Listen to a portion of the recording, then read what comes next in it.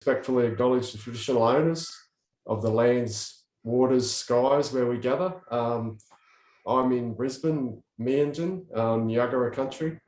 Outdoors Queensland pays respect to elders past, present and emerging, and acknowledge the important role that Aboriginal and Torres Strait Islander peoples continue to play on the land, sky and waterways that have been used for outdoor activities for many millennia.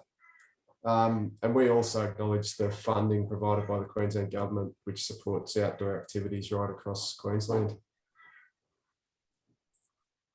Welcome to another session of Coffee and Conversation. My name's Dom Courtney. I'm Executive Officer of Outdoors Queensland. Mark Squires, our Operations Manager, is my co-host for today's session. Good morning. Really like to welcome everyone, and yeah, thanks, Mark. And yeah, as I said, the recordings will be available for these sessions, yeah, that'll be on our website and on YouTube. I think this is episode 8 of 2021, so welcome for another session. I've got a bit of an agenda there. The big stuff is really about the changes to the COVID safe and updated industry plan, which Andrew has just noted to the comments to the chat. We will use the chat as we go along too, as we normally do. But yeah, some big changes last week in relation to particularly outdoor recreation activities, all outdoor activities actually, and outdoor events. So yeah, we'll get to those. I've got a few things I just wanted to flag first up there, and then we'll probably spend a fair bit of time today talking about the changes to the industry plans and the roadmap for easing restrictions.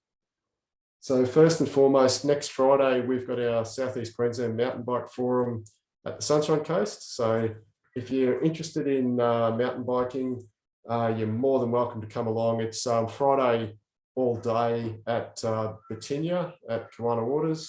And then there'll be rides and site visits on the Saturday, the 1st of May. So there's a link there if you want to register. If you want to attend, please register to there. And we're also looking at planning another mountain bike forum in Mackay later on, probably hopefully end of May, early June. So we'll get that more information about that shortly.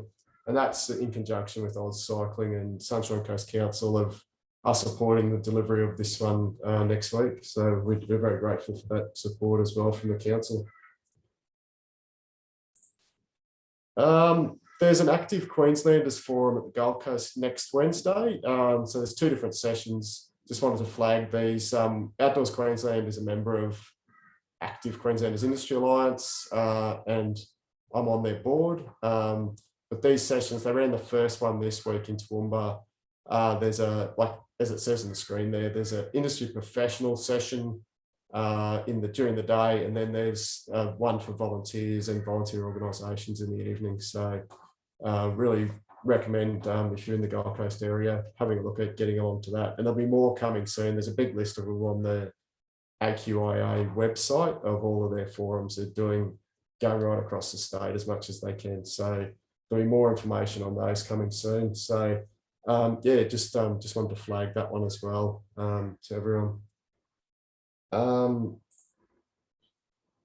We had the uploads, people came on this session, I think it was 4 weeks ago. They came and spoke about their workshops, but yeah, they've still got some spots available in their workshop next week. So I just told them I'd give it a shout out. It's free training about the upload system and incident management reporting, I guess. So definitely worth having a look at. And if you're available, maybe consider registering for those workshops. It's at their campus at Moreton Bay campus. So I think it's just at Strathpine. So might be worth having a look at that one as well. So certainly, yeah, just wanted to flag that, and information on their website, which is uploadsproject.org. So yeah. Thank you. Be terrific if a cursor worked. You beauty. Sport and Rec are running some online training. That first one was done this Wednesday, just gone, but they've still got this complaint handling in Sport and Rec session on the 11th of May. So I just wanted to flag that too. It's free and it's delivered online. So that one about complaint handling, it's about developing or delivering skills and strategies to respond to complaints in the right manner. So I think it's a good investment of time if you are in a role like that for your organisation. So it's specifically aimed at sport and recreation clubs in that training. Another one is the 10,000 Steps, who are an Outdoors Queensland member, and they're running a challenge during the month of May, which is all about a virtual journey along Queensland's national parks. So I just wanted to highlight that. They're inviting people to register for that challenge. I'm always happy to let people know about the good things that our members are doing. So, and if your organisation's got some programs that you'd like us to promote, please let us know. There's always opportunities for us to do that. But the 10,000 Steps one, it's all about encouraging physical activity. And it's great to see they've linked up with Queensland National Parks or Parks and Wildlife Service. So I just wanted to give that one a little bit of a shout out. And you can register to participate. They're closing in on 500,000 registered users of their service, so which is a pretty good milestone. So they'd be pretty keen to have more people join, I think. Inside the Outhouse, I'm not sure if any of the Outhouse orators are with us today, but the next session there is going to be on Monday the 3rd of May. I'm not sure of the topic yet for that one. Just looking at the list, but I can't see. I don't think we have any orators with us today, so I just want to flag that one. It's got a few weeks anyway to prepare yourself for the next session there. I mentioned the Redlands City. This is a particular project at Birkdale. I went along to Community Day last Friday with Angela Wright, our programs manager. Angela used to work for Redland Council, so she gave me a bit of a personalised tour of the site, and we met quite a few of her previous colleagues, but it's a regionally significant project, this one, so we'll certainly be making a submission on behalf of the outdoor sector. There's real opportunities at this site for a lot of outdoor activities. If it's done well, it could be a really great asset for Queensland, basically. So, but really encourage, if you have any feedback to provide, there's surveys on their website. They're looking for information from the community. What they had on the day, they had quite a lot of people from the region. That was just on Friday. They had it on Saturday as well, and they were getting a lot of feedback, which is great to see. Really positive sort of approach to the community consultation there and engagement. So. But yeah, highly encourage, if you're interested in that one, having a look at that website. And Mark's just shared that. Thanks, Mike. Right, over to the good old world of COVID safety. There's been some significant changes in the last week. So last Thursday, I think this new version of the roadmap was released. So these restrictions kicked in from 6 o'clock last Thursday. Now, basically, there's a few critical changes in here. And one of the big ones is it goes back to the Chief Health Officer's restrictions on business undertakings, activities and undertakings direction. So that's actually the document that guides this roadmap. And under that, they've changed the definition of what is a restricted business activity or undertaking. And outdoor recreation activities and outdoor sports no longer fall within the restricted category. So indoor sport, indoor rec are still within restricted category. And short-term accommodation, which is where hardtop outdoor ed operators like school camps fit, that's still a restricted activity. So they still need to follow the guidelines or the protocols. But for outdoor rec providers, such as clubs, businesses just without the accommodation dining sort of things, there's no longer a need to have that. You still have to follow some of these the rules that are in place regarding hygiene and social physical distancing where appropriate. But there's quite significant changes that have come in. And the other big one, and it's on the roadmap there, is the one about outdoor events. It specifically says Anzac Day parades, and I guess that's because of timing of when this has been released. But it then says fetes, fun runs, and other outdoor-only events do not need a COVID-safe event checklist or event plan. So you don't have to submit any plans to Queensland Health anymore about these events. And it also says in the direction you don't, outdoor event organisers don't need to do contact tracing, which is a big change. So that there's actually quite significant, these changes that have come in last week. It does specifically say if things go pear-shaped, we could go back to doing those things. But yeah, it's actually a really positive step forward, I think. So yeah, I just wanted to see if anyone wants to have a chat about that one. There still is the mandatory use of the Check-in Queensland app for hospitality venues from the 1st of May as well, so next week. But yeah, that and all those new normal points along the bottom of it. But yeah, I just wanted to flag these because they're pretty big changes to what's happening.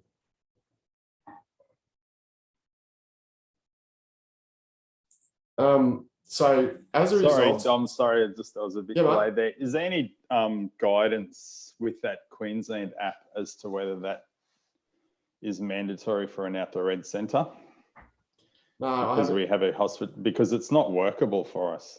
Yeah, I haven't seen that, mate. I think what it is, it's still, if you're working under the industry plan, it specifically says what you have to do around the contact tracing.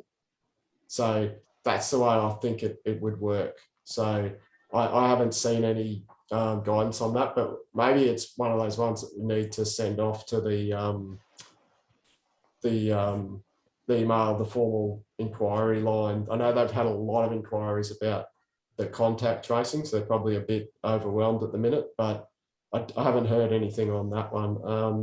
I don't know, Spanner, if you wanted to say anything on that, have you had any advice on that one? Not trying to throw you on the bus, mate, but no, not at this stage. But yeah, I can appreciate what Andrew's saying there, because we've obviously going to be impacted as well. So, but I can chase that up internally, mate. That'd be great. Yeah, if you can chase that up and let us know, and I'll get the word out. But yeah, that'd be really good. Yeah, because it is a worry, I suppose, if that app is going to be mandatory for all hospitality businesses, and it's, you know, obviously we want to follow the rules, but it just isn't practical at times, I think. Well, obviously there's a contact tracing regime within our outdoor ed industry plan, but you know, the majority of our clientele turn up without a smartphone. So yeah, any school group, most of them discourage the kids, or the kids aren't allowed to bring phones and that sort of thing. So having to use the Check-in Queensland app would be a major logistical exercise.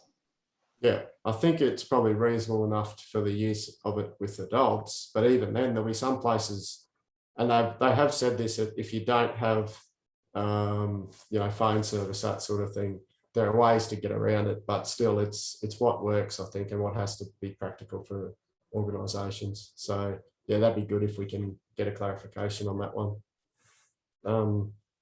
Yeah.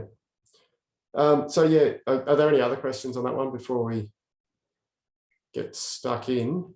So the outdoor rec activity providers plan is actually going to be phased out, I guess, or it's already technically not required if you're running an outdoor activity.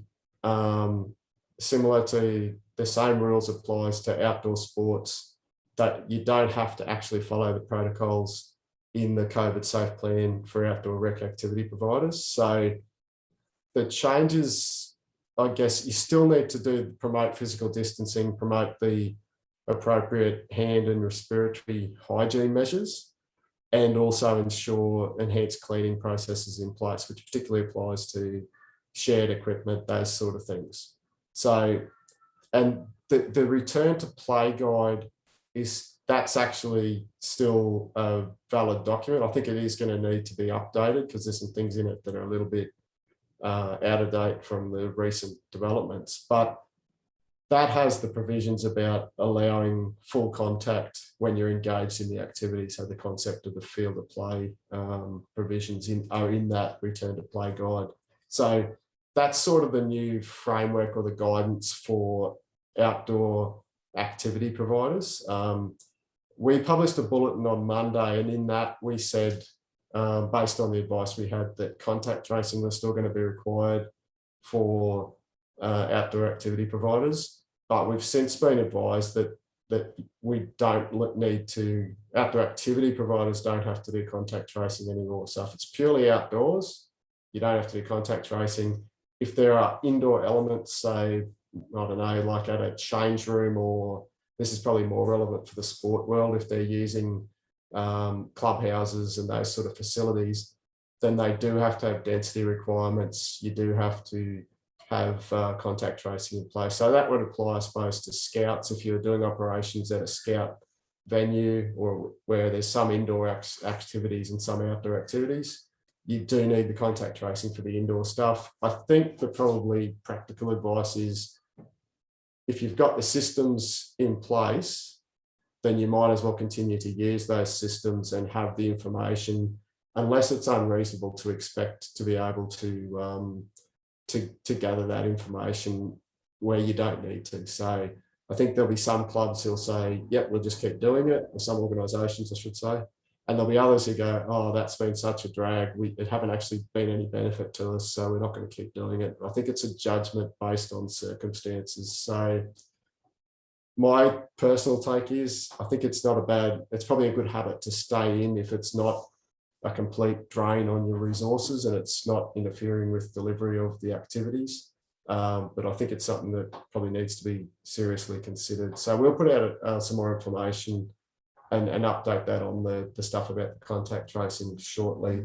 I just want to make sure I've covered off on the dot points. On the other one is continuing to promote COVID safe messages. So even if you don't have to follow an industry plan, and that's the stuff about the physical distancing, hand and respiratory hygiene, and regular cleaning and disinfection of frequently touched surfaces and equipment. So I think this is a really positive development for our sector, particularly in relation to, it goes a bit broader than, you know, the traditional parts, but there's also a factor of this of I'm not sure if I think the outdoor rec plan will actually be eventually removed from the government website, and once that happens, it actually has flow-on effects for other parts of the sector. So the outdoor ed plan at the moment references the outdoor recreation activity providers plan. So if we don't have that, we need to have further changes to the outdoor ed plan to reflect the latest advice from Queensland Health in relation to how these activities are being delivered. So that's underway at the moment. There's some work going on within Sport and Rec to update the plan, and I've already thrown an eye over a draft version of that. But yeah, there's still some work going on there to get the new plans, and the same story is happening in the sport world. I think there's going to be different rules for indoor pools compared to outdoor pools and a few other things. So it's actually quite complex as far as what changes need to be made to some of these plans. So yeah, there's a whole team there doing some really good work on that stuff. So yeah, I guess, does anyone have any questions on the changes to the outdoor rec world or comments? No? Cool. I guess, well, I have a question. Does that stuff make sense? Like, does anyone go, no, surely we're not going to change what we've been doing for the last however long?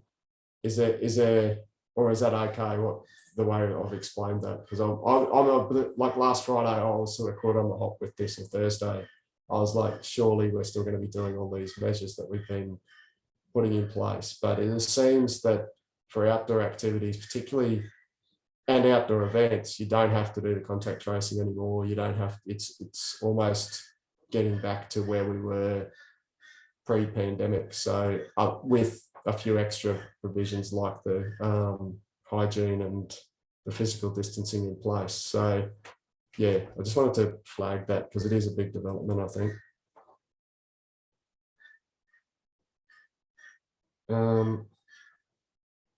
All right, moving on to the outdoor education providers plan. So we've got some good news this week on that one, where the latest version was updated, as Andrew flagged earlier. So that was approved officially on the 6th of April, but we didn't get the word on that until Monday, I think it was. So we put out that same bulletin, which was about the update to the outdoor rec plan. We included the information on the outdoor ed plan there in that same bulletin because we got the same information that day. So we made those requests and those changes were approved. So venue staff can now service multiple client groups. And we explained that that will help with training and managing fatigue and basically managing workload of staff. So that one's there now. It's in the new plan, which is on the website. The same with the cleaning and hygiene protocols. So that one was about so that toilet facilities can be shared by different client groups, but sharing of showers and change rooms is still to be avoided by different client groups. So the other one about the commingling of groups, it should now be more practical to manage that.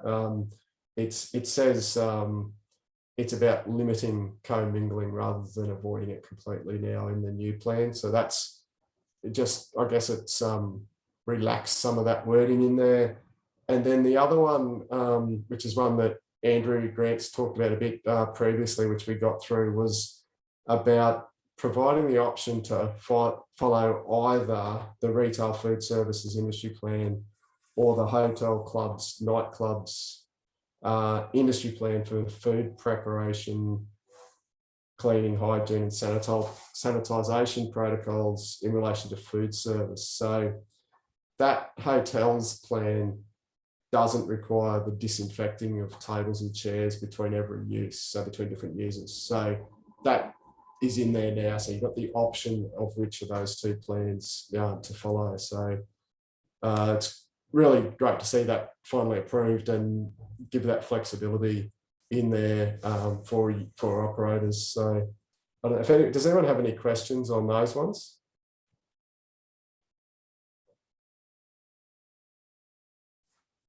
Oh, well, we've talked about those changes a lot in these sessions and I'm very aware of that. So I guess what that really does now is it sets it up so that those changes are approved, which means that when the plan is updated to take into account the changes to the public health direction, those changes are already set in there, so they don't need further consideration. So that now the changes regarding the direction and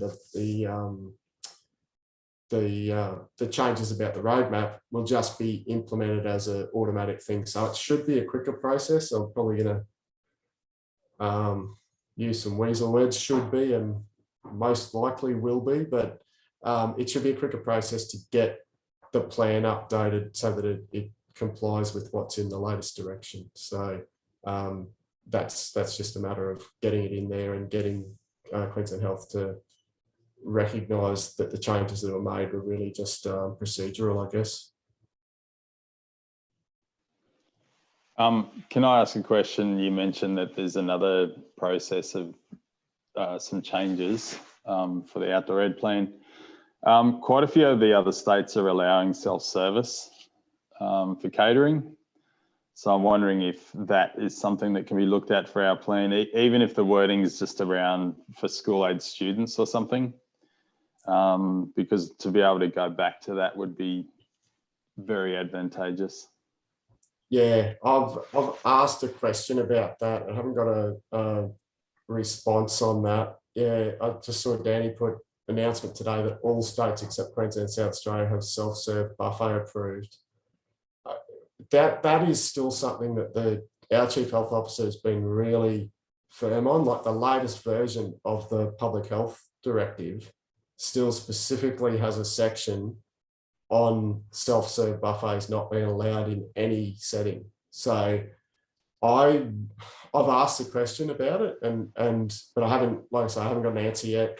I don't know whether it's something that our Chief Health Officer is particularly concerned about, and therefore, because there aren't many things that they specifically have mentioned as not being allowed, and self-serve buffet is one of those. And I know that was considered a big risk right at the start with, I think that came across from the cruise ships, that was considered probably one of the worst points. But I've certainly already asked that question, but I haven't received an answer. So I don't know whether we're going to get any change on that, but I'll certainly continue to ask the question and see if there's a reason that we're doing that differently to other states. I don't know, Laurie, if you had any comment on that one, have you guys, We've been serving buffets for months. So it's literally, we went down to the masterclass in Canberra on the 29th of March, and a few comments were, oh, can we do buffets? And when we looked it up, yeah, there's been no restriction on buffets since the beginning of the year. I do get the feeling it's a particular bugbear in Queensland. And it's possibly because it's probably more prevalent up here. There is such a thing as Queensland service standards, whereas the cafe culture in Melbourne is far more table service. So I think that plays into it, but that's probably why I'm sort of asking, even if we got the exemption for school-aged children, where, well, I don't know if they're more risk or less risk, but anyway, they're less vulnerable. So yeah, that's probably what you're thinking about, isn't it? What's the having kids serving themselves, and I don't know, it's a bit we can ask the question and see what we can do. I guess the big thing on that one is it's a direct, I mean, we got the relaxation in relation to the density requirements for school-age kids, so maybe we can ask that, and I dare say, like I say, maybe that's we just say for school-age children only, but that might be the way of going for it and seeing what we can get. So does anyone else have any comments on that one? I just saw Linda put a comment in there, most definitely. If you're agreeing with that of trying to get it just for kids, Linda?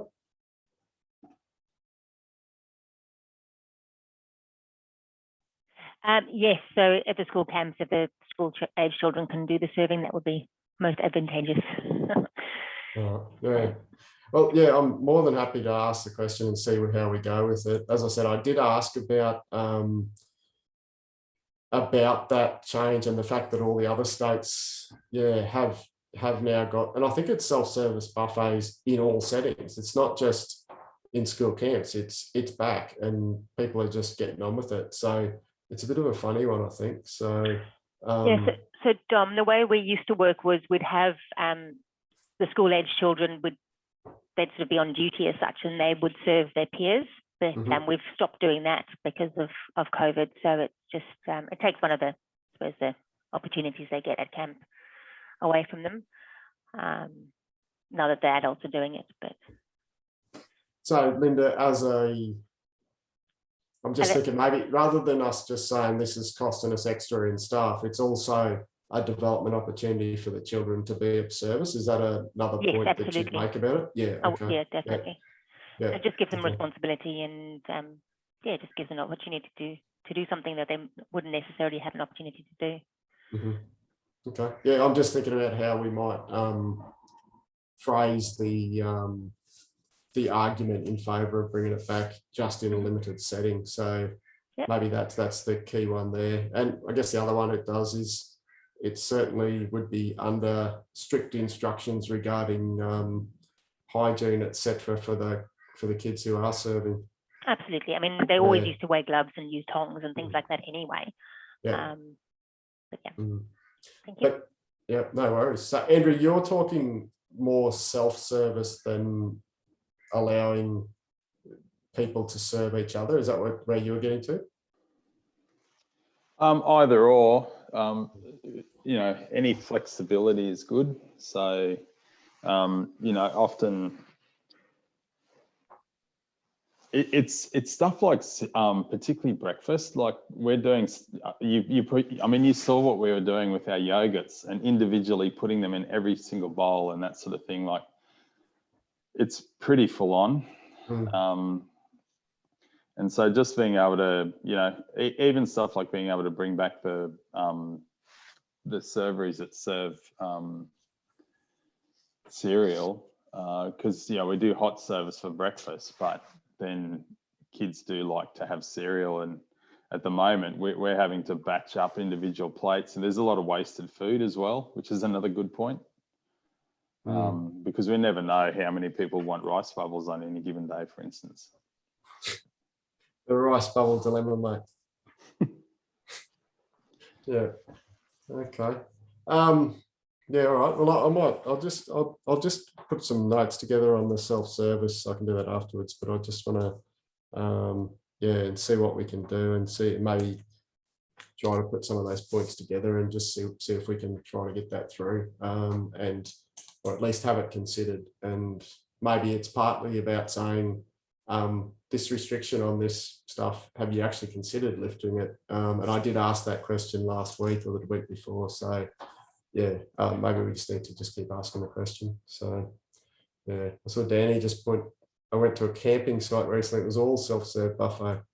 I'm not sure that's actually legal at the moment in Queensland, Danny. So yeah, it's a bit disappointing when obviously people who have made the effort to follow the rules, you go to other places and it's not happening. But the other one that, and Andrew and I certainly made this point to the public health people we met with up at his site a little while back, you can go to somewhere like a food court or McDonald's and you just sit straight down on there and someone else has just left, you can sit down and there's no dramas at all. So that's the other, you know, measures that aren't actually being implemented broadly across different areas. So yeah.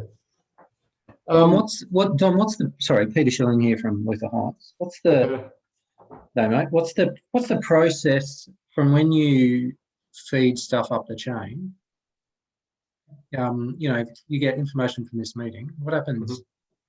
And you know, how do they rewrite the plan? How do they? I'm interested. Yeah, so it's actually so Adrian Spanner, who's on the call, he actually has been taking a lead because he works for Sport and Rec. So it actually goes from me to Sport and Rec. They'll then either just directly talk to the people in Queensland Health who, if it's a question about interpretation or something, we can literally just get questions like that. But if it's about an update to the plan, it actually tends to bounce backwards and forwards between Spanner and myself talking about this is the sort of change the industry wants or needs, and then we can propose that to Queensland Health, so that the actual process is really about trying to get wording that works for us and then explaining that to Queensland Health. So I would hate to share with you some of the versions where we literally will have a change to wording in track changes and then a comment that could be like almost a small essay in the side explaining why we want to make this change. And sometimes you'll see we've put some wording in the body of the document that probably isn't really required to explain it to you guys, but sometimes it's about explaining it to Queensland Health in the body of the document. And that's actually quite deliberate. Sometimes we realised right from the start in this process that we need to not assume that everyone knows what we're talking about, even though we all know what I hope I know what I'm talking about. But we actually realised Queensland Health don't really know all of the industries they're approving these industry plans for, because yeah, so we actually try to oversimplify some things in there, which is why sometimes it doesn't, you sort of, I'm sure there's times where you read it and you go, oh, you've already said this to us. And it's like, no, we're trying to write sometimes for the Queensland health audience and sometimes for providers. So it's a little bit clunky, but yeah, that's sort of the reason there. But yeah, the process really is about us working on that wording and then putting it up to Queensland Health. And sometimes it then comes back to us and they go, don't understand why you're asking for that. Or sometimes it's just, no, we can't let you do that, you know. So that was the one where we originally, remember we asked also previously about changes to allow, to say that this plan also applies to purely groups of adults. Yes. And they came back and went, no, adults have been dealt with under the tourism accommodation plan, and the other retail dining or the hotels plan. So they were like, no, this plan gets its special status because you're talking about groups of kids on school camp. And I was like, okay. So they didn't really, what it means is when you're working with a group of adults, you need to work under that other industry plan. And that's what they're saying. You've already got an industry plan for that. You can't have different industry plans for the same activity effectively. So that's where they came back on that one. Yeah, thanks, Tom. No worries, Peter. Yeah, happy to, like, if anyone has any queries on processes or anything, more than happy to go through that, because yeah, I guess sometimes I don't share that information with you guys, partly because I think I'll just bore you to tears. But and I try to avoid that, believe it or not. Can I just add to that too, Dom, just around that approval process? So if we're updating an industry plan based on Queensland Health amendments to Queensland Health direction, then it's a quicker process because it's only a COVID compliance team that actually has to sign off on that. However, when we make technical changes to the document, like specific to our industry, it's a lot longer because then it's going to that compliance team to go through to the Chief Health Officer for approval. So hence, that's why the other day, the outdoor education plan, sort of the approval of that to actually lag behind the updating of other industry plans, is because we've made some small technical changes. Thanks, mate. So that would mean also, if we did go back to about the self-service buffet stuff, that would have to go up to the CHO as well, the Chief Health Officer as well. Correct. Okay. But what you're saying there, Dom, is, you know, if they view the outdoor ed plan as specifically for younger school age groups, then, you know, that probably strengthens our, you know, if we can get some sort of dispensation around self-serve buffet, and maybe it is like it is at the moment. I mean, we can do that when schools are in, and when schools aren't in, it's an adult group. We're under tourism and accommodation anyway. So yeah. But I guess the question's going to be, maybe rather than, I think what we do is we get these changes through under, like Adrian just said, in relation to the compliance stuff that only has to be approved by a compliance team. But maybe at the same time, we ask the question, is there any chance you'll allow a relaxation on this self-serve buffet just for school-age kids? And if they're going to, if the answer is no, we're not going to waste our time, you know, rewriting sections of the plan. If we know they're never going to allow it, there's no point. But if we can get a response to that, then we can then get it moving. So maybe that's the approach we should take on it, getting a formal request for that change, or ask if they will allow that change or consider it. I don't know. Well, it might, in the meantime, it might be worth having another look at the school boarding house requirements as well, and see if they're getting any relaxations. I'm not sure on that, whether they've got relaxations around buffets. Under the education department, those rules, you mean, mate? Yeah, mate. Okay. Yep. Yeah. We might have to have a look at that as well. I haven't heard of that at all. So I thought that everyone was still under the, you know, great big ban on self-service buffets. So yeah, that's, you know, add that to the list. Thanks, mate. All right. I guess the other one I did want to flag, I mentioned it before, the outdoor events, it is a lot easier now as far as delivery of outdoor events. So there's no need for contact tracing. That's specifically in the directive.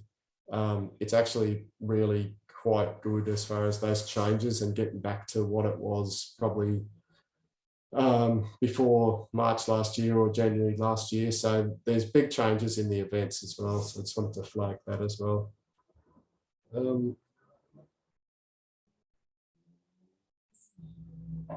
That's pretty much it as far as the slides and that. I guess the big things are those changes. One thing I did forget to mention today, and I don't know why, I had it in the preso, but is the Outdoor Council of Australia National Summit, which is coming up at the end of May. So that one, there's a bit of work going on at the moment. Laurie's on the board of the OCA as well, so just in her spare time. And we're doing a bit of work at the moment in preparation for the summit. So everyone who's involved in that will get some more information on it shortly.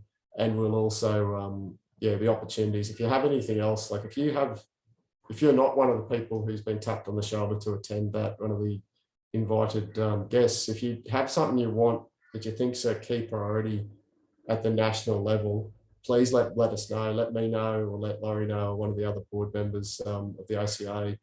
More than happy if you just want to shoot us an email or something. It's really about understanding what are the key topics or key issues that need to be discussed and dealt with. And there's information about that on the Outdoor Council of Australia website. So please let us know if there's any information that you think we need to be thinking about there.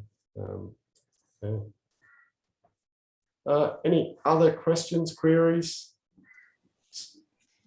Just a reminder for those that are interested, the National Outdoor Education Conference abstracts close tomorrow. Aha, thanks, Laurie. If anyone has anything they want to share, stand up in front of everyone and talk about their wonderful activities. Yep. Jump in. So the final program in next little while, I guess, once you've got the abstracts and had a look at them all, and then. That's right. Probably we'll hopefully release it by the 4th of May. Oh, okay, that's pretty quick. Yeah, right. And we're talking 28th, 29th. No, I'm getting the dates wrong. 29th, 30th of, it starts on the Tuesday afternoon at 3 o'clock, but there is some pre-conference workshops. And then, so 28, 29, 30. It's 29, 30, big 2 days. So that's where the abstracts will occur, but the keynotes are on the 28th. And then the 1st of October, boy, we've got some activities in store. So if you're into doing some canyons and abseils and bushwalking, we've got a whole multitude of options available for the 1st of October. Righto. So Blue Mountain's not a terrible venue to visit in late September, early October, I'd imagine. So maybe Laurie, once you've got the program released, if you wanted to even do a bit of a run through on one of these sessions with us, that'd be terrific if people are interested in that too, because I'm certainly keen to see as many people there as possible. So I might give you a hot off the press tip that the dinner will be held at the Hydro Majestic, the beautiful hydro that was built in the 1920s.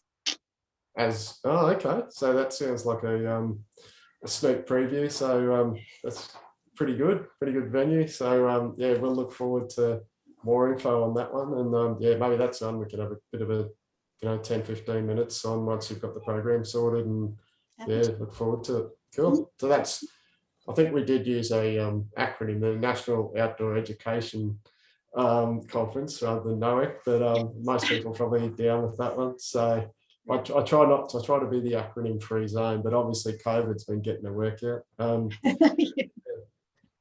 Does anyone else have any other topics to have a chat about? We're running well ahead of time today, which is amazing.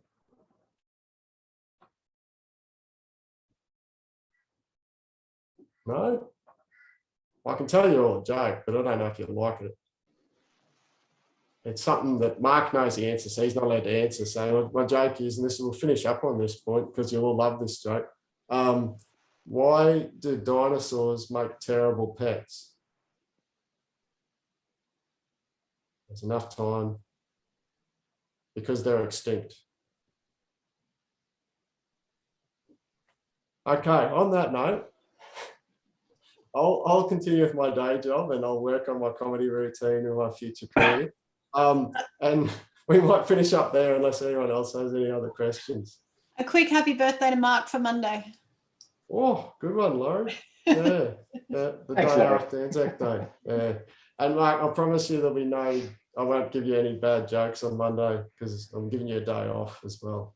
So Dead jokes, you mean? yeah, Extinct bad jokes. extinct jokes. Yeah, yeah. All right. Well, I think my comedy career has just taken a fall, so I will leave it there. And yeah, I look forward to seeing you all in a couple of weeks' time, if not before. So, and we'll keep you informed on any other developments in the world of COVID and outdoor activities. So, thanks very much for joining us today, and see you all soon.